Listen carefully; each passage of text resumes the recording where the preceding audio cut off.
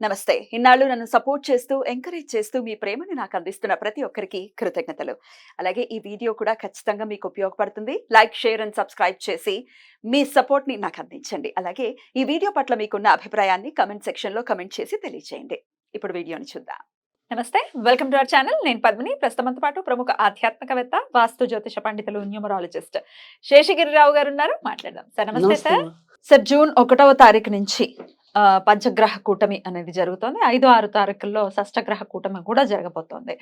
అయితే షష్టగ్రహం అని ఎవరు చెప్పేటటువంటి అంటే టచ్ అయినటువంటి పరిస్థితి ఉంది. ఎందుకంటే అటు యురానస్‌ని పెద్దగా కన్సిడర్ చేయనటువంటి పరిస్థితి ఉంటుంది ఇండియన్ ఆస్ట్రాలజర్స్ చాలా మంది కూడా. అయితే మరి యురానస్‌ని మీరు కన్సిడర్ చేస్తారా? అసలు ఈ పంచగ్రహం అనుకోవచ్చు, లేకపోతే షష్టగ్రహం అనుకోవచ్చు. ఈ గ్రహ కూటమి వల్ల ద్వాదశ రాశుల వాళ్ళకి ఏదైనా ఫలితం ఉంటుందా? ఒకసారి గ్రహ సంచారం గురించి ఒకసారి చెప్పుకుని దాని తర్వాత ద్వాదశ రాశి ఫలితాలు కూడా చెప్పుకుందాం. తప్పకుండా. ఇది ఖచ్చితంగా ఫలితం ఉంటుందా అంటే గనక ఉంటుంది. అది ముఖ్యంగా ఇప్పుడు సామాజికంగా కూడా ఒకసారి మనం మాట్లాడుకుని సరే ద్వాదశ రాశుల యొక్క ఫలితాలు ఎలా ఉంటాయనే దాని మీద కూడా మనం చెప్పుకుందాం. తప్పకుండా. సో, ఇక్కడ మనకేంటంటే మనం గనక అబ్జర్వ్ చేసినట్టయితే గనక అంతకితం ఏవైతే ముఖ్యంగా అంటే నేను మొత్తం భారత ఎన్నికల గురించి మాట్లాడటం లేదు.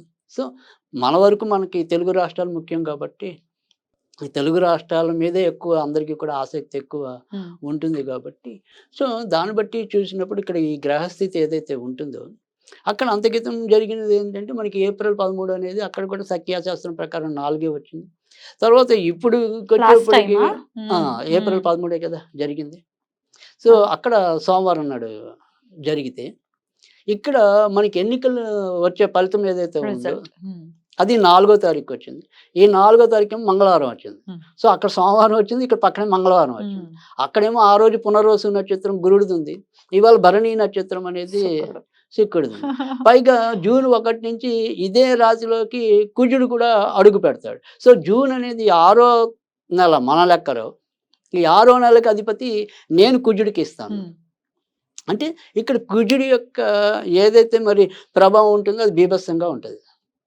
సో ఇక్కడ కనుక మనకి ఎన్నికలు జరిగిన టైం కన్నా కూడా రిజల్ట్స్ వచ్చే టైం అనేది కొద్దిగా సంక్లిష్టత అనేది ఎక్కువ ఉంటుంది. ఒకటి మరి జూన్ 1వ తారీఖుని కుజుడు మేష రాశిలో అంటే తన యొక్క స్వయం రాశిలోకి వస్తాడు. సో దాని తర్వాత రెండోది వచ్చేప్పటికి భరణి నక్షత్రం అనేది అది దగ్ధ నక్షత్రం అంటాం. అంటే సాధారణంగా వచ్చేప్పటికి ఏంటంటే భరణి నక్షత్రంలో మీకు ఏవి కూడా పెద్ద ముహూర్తాలు ఉండవు, శుభకార్యాలు పెద్దగా చేయరు, ఉండవు. జనరల్‌గా మామూలు ఏదైనా అన్నప్రాసన అది కూడా ఉండవు జనరల్‌గా.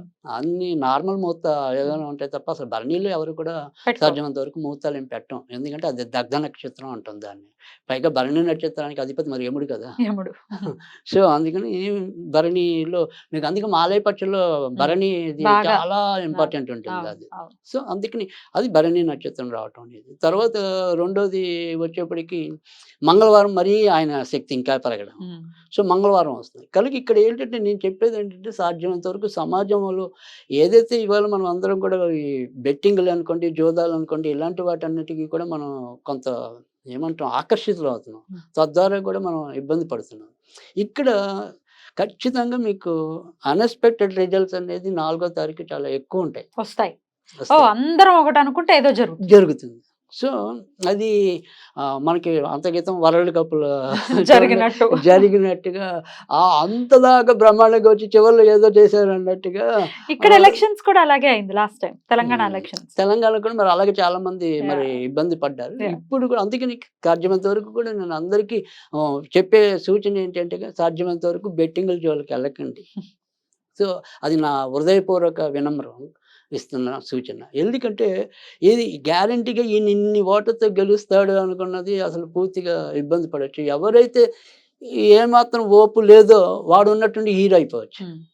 సో అలాంటి అన్ఎక్స్‌పెక్టెడ్ రిజల్ట్స్ అనేది ఒకటి ఉన్నది. తర్వాత రెండోది ఏంటంటే ఈ రిజల్ట్స్ ఏవైనా కూడా సాధ్యమైనంత వరకు కూడా అందరూ కూడా దాన్ని స్పోర్టివ్‌గా తీసుకోమని నేను చెప్తాను. ఎందుకంటే ఇక్కడ స్పోర్టివ్‌గా ఎందుకు తీసుకోమంటున్నానంటే ఖచ్చితంగా అప్పుడు ఎన్నికలైన దానికన్నా అంటే సజావుగా అయ్యాయి ఎక్కువ శాతం. మరీ ఎక్కువ ఇబ్బందులు పడలా. కానీ ఇక్కడ మటుకు ఖచ్చితంగా కొంత ఉద్వేగపూరితమైన రిజల్ట్స్ వచ్చిన రోజు అలాంటి సన్నివేశాలు ఉంటాయి. అలాగే లేదు అంటే ఇందాక మనం చెప్పుకున్నట్టు ఏంటంటే ఈ భావోద్వేగానికి లోనై ఏదైనా సరే ఆకస్మికంగా అనారోగ్యం బారిన పడవచ్చు. ఇట్లాంటివి ఉంటాయి. అది ఇప్పుడు గుండె జబ్బులు అనుకోండి, రక్తపోటు అధికంగా ఉండటం అనుకోండి. సో ఇలాంటివి మరి ఒక్కోసారి అవి మనకి మృత్యుకి హేతు అవుతాయి కదా. డెఫినెట్లీ. సో అందుకని ఎవరైనా కొద్దిగా సంయమనంగానే ఉండమంటున్నాను. దాని ముందున మీరు కొద్దిగా టేక్ ఇట్ ఈజీ అనుకోండి. రైట్. సో గెలుపు ఓటములు దైవాధీనాలు సర్వసాధారణం కూడా. అనుకోవటమే. సో అందుకని ఎవరి మీద విపరీతమైన ఆశ పెట్టుకోవచ్చు, నిరాశ పెట్టుకోవచ్చు. జరిగేది ఎలాగో జరుగుతుంది. సో ఎవడున్నా మనది ఆదుకునేవాడు అయితే తక్కువే. అవును. సో అది అది తర్వాత ఎలాగో అర్థమవుతుంది. Right. సో ప్రతి ఒక్కరి మీద మనం ఒక నమ్మకం పెట్టుకుని ఓటేయటం అనేది ఉంటుంది. వీళ్ళు మనకి ఇలా చేస్తారు, వాళ్ళు అలా చేస్తారని. సో కానీ అవి ఎప్పుడు కూడా ముఖ్యంగా మధ్యతరగతి వాళ్ళ మీద అయితే కూడా ఎవరు మేలు చేసేది కూడా చాలా తక్కువ ఉంటుంది. రైట్. రైట్. సో దేశ కాలమాన పరిస్థితి ఇలా ఉంటుంది. ఈ గ్రహ కూటమి కూడా అది ఇదే చతుర్థ గ్రహ కూటమి. అందుకే నేను చెప్పి ఇక్కడ ఈ చతుర్థ గ్రహ కూటమి కూడా మనకి ఏమవుతుంది, ఇప్పుడు ఏదైతే ఇది ఉంటుందో సాధారణంగా ఇక్కడ ఇది వృషభంలోనే ఇంచుమించుగా మనకి సూర్యోదయం అనేది ఉంటుంది. అప్పుడు మేషంలోనే సూర్యోదయం ఉంది.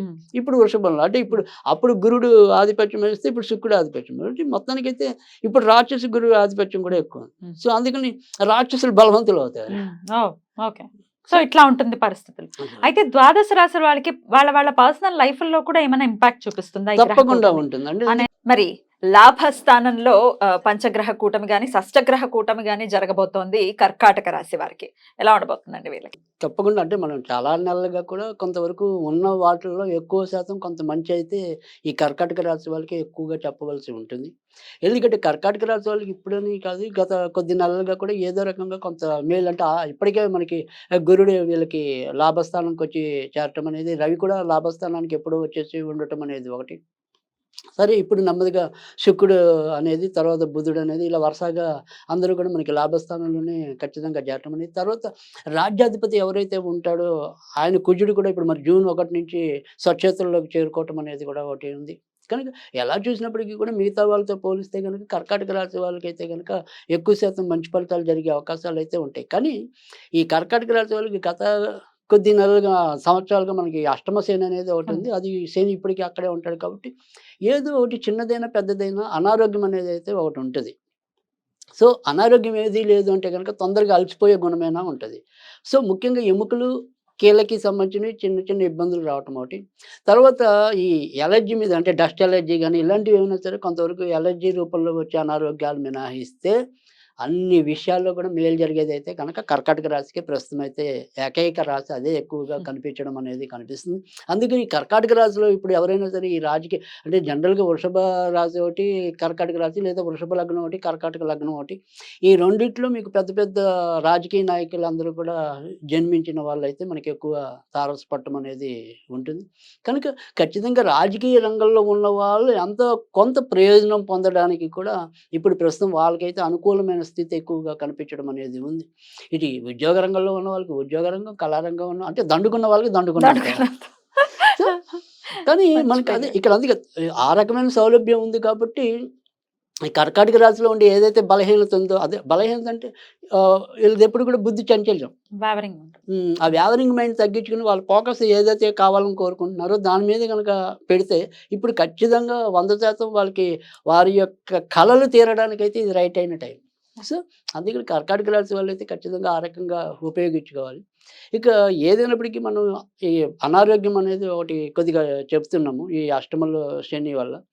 ఈ ఒక్కదానికి కొంతవరకు మనం నివారణోపాయాలు అనేది చేసుకుంటే కనుక మిగతా జీవితం అంతా కూడా వీరికి సాఫీగానే జరిగిపోవడానికి కూడా అవకాశం అయితే ఎక్కువగా కనిపిస్తుంది. అంటే తర్వాత 14వ తారీఖు తర్వాత లేదా 16వ తారీఖు తర్వాత నుంచి జారే అదే వెళ్ళే ఏదైతే ఉందో గ్రహ కూటమి కూడా వాటి వల్ల కూడా మరీ అంత ఇబ్బందులు అయితే రావు. అంటే సపోజ్ ఎవరికైనా సరే వాళ్ళ ఉద్యోగాల్లో బదిలీలు జరిగేది ఉందనుకోండి, అది అనుకూలమైన బదిలీలు ఉంటాయి.